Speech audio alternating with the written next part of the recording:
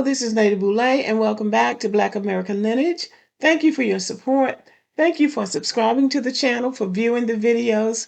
Thank you for your comments and for your thumbs up. Thank you for what you do to support the channel. Well, someone asked me to speak about Oscar Micheaux. I've actually done a video about him before, but it is my pleasure to talk about this great ancestor again, because when you look at Oscar Micheaux, and people like him who really just made a dollar out of nothing, then the excuses that we hear people making today, they just don't hit right. Because this man made movies with no budget, and those movies stand to this day. There are people who say, well, they were inferior. They were not inferior. Well, if his movies were inferior, so were the others, because this was the beginning of movie making in the United States of America, and nobody had it down to a science. Everybody was practicing and trying things out because at the very beginning, people didn't even speak in the movies, they were silent. So his movies were just as good as anybody else's. And when you consider what he had to go through to even make a movie, they were better than anybody else's, is what I would say. Oscar Micheaux became the first Black American to produce a full-length feature film when The Homesteader premiered at movie houses in 1919. 1919! The following year, Micheaux released Within Our Gates, a response to D.W. Griffith's Birth of a Nation. For the next 30 years, Micheaux produced and directed films that challenged Jim Crow era society. So this was a courageous man because he was speaking truth to power, or better, he was making movies that spoke truth to power. Oscar Devereaux Micheaux was an author, film director, and independent producer of more than 44 films, although the short-lived Lincoln Motion Picture Company was the first movie company owned and controlled by Black filmmakers. Micheaux is regarded as the first major Black American feature filmmaker, a prominent producer of race films, and has been described as the most successful Black American filmmaker of the first half of the 20th century. He produced both silent films and sound films.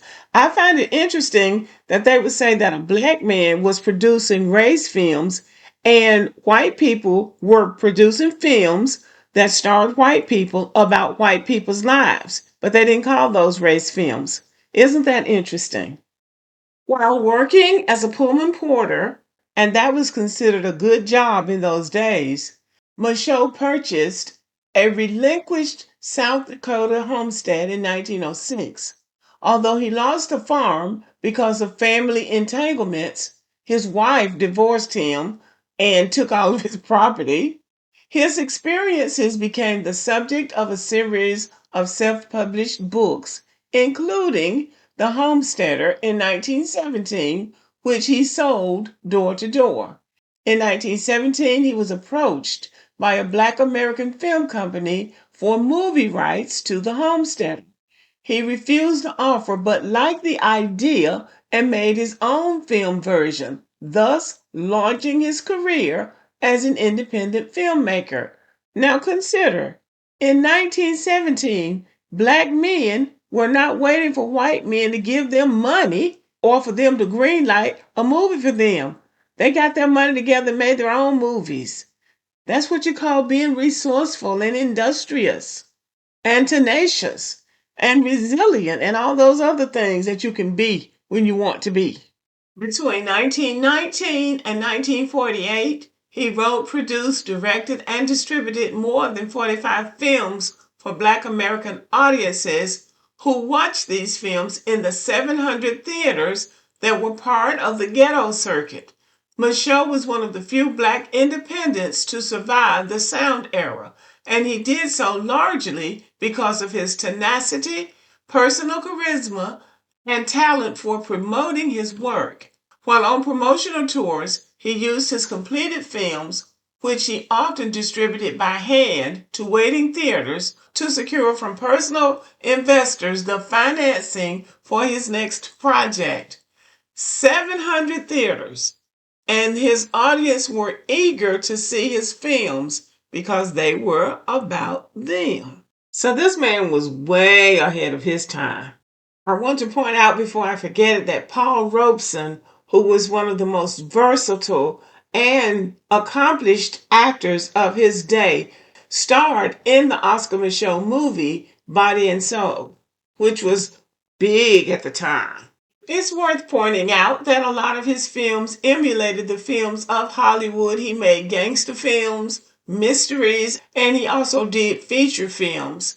He had his heartthrobs and his beautiful it girls, as well as attacking issues in the Black American community like racism and colorism. He dealt with colorism in his 1920 and 30 and 40s movies. And, we still deal with that today to a certain extent. Oscar Micheaux was born on a farm in Metropolis, Illinois on January 2nd, 1884.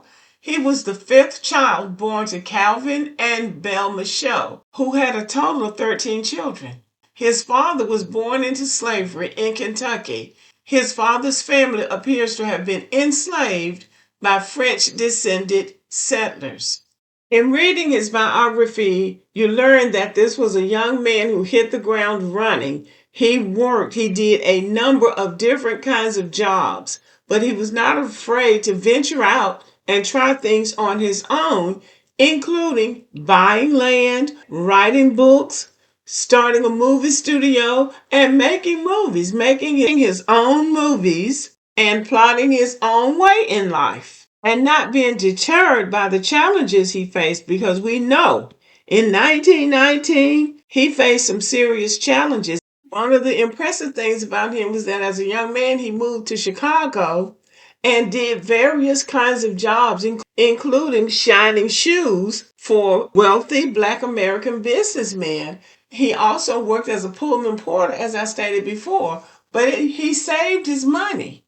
He saved his money and he bought land and built a business from the ground up. So he was very industrious. I want to emphasize that Oscar Micheaux's films were made during a time of great change in America. His films featured contemporary Black life. He dealt with racial relationships between blacks and whites and the challenges for blacks when trying to achieve success in the larger society. His films were used to oppose and discuss the racial injustice that Black Americans received.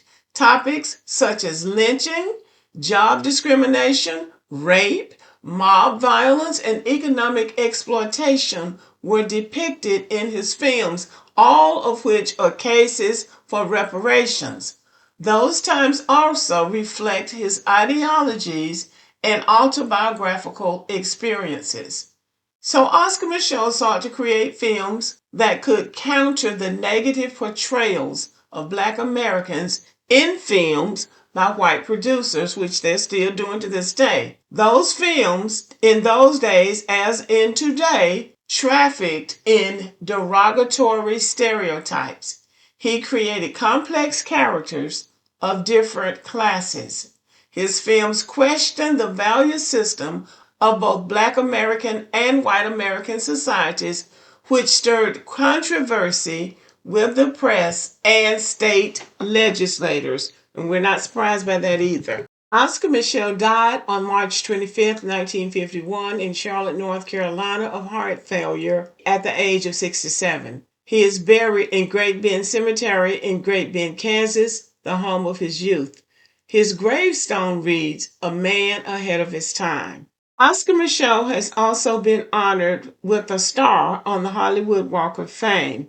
He leaves behind a large body of work, a legacy of tenacity, of strength, and resilience. So Oscar Micheaux is one of those ancestors that we can be really proud of and wish him forever peaceful rest. Thank you for listening. Have a good evening.